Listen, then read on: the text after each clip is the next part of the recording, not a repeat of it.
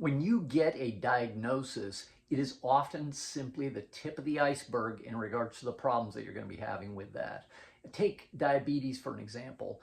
Not only is it the tip of the iceberg in regards to the cause, like if you whittle down, it's usually diabetics have a lifetime of poor healthcare decisions that are stacked one on top of another. And sometimes they learn this from their parents. Sometimes it's a situation where they have emotions that are causing them to overeat that need to be dug down to figure out why it's occurring and how to correct it long term and permanently.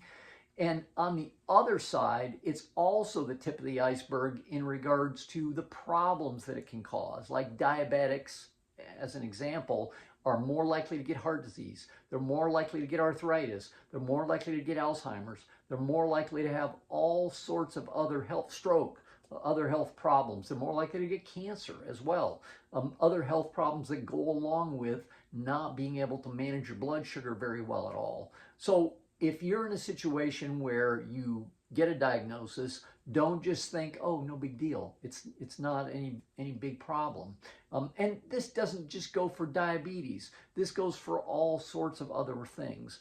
You know, like, oh, I have arthritis. Yeah, I understand. Don't let that limit you in regards to how you approach that problem, because one of the worst things you can do for arthritis is sit around and not do anything.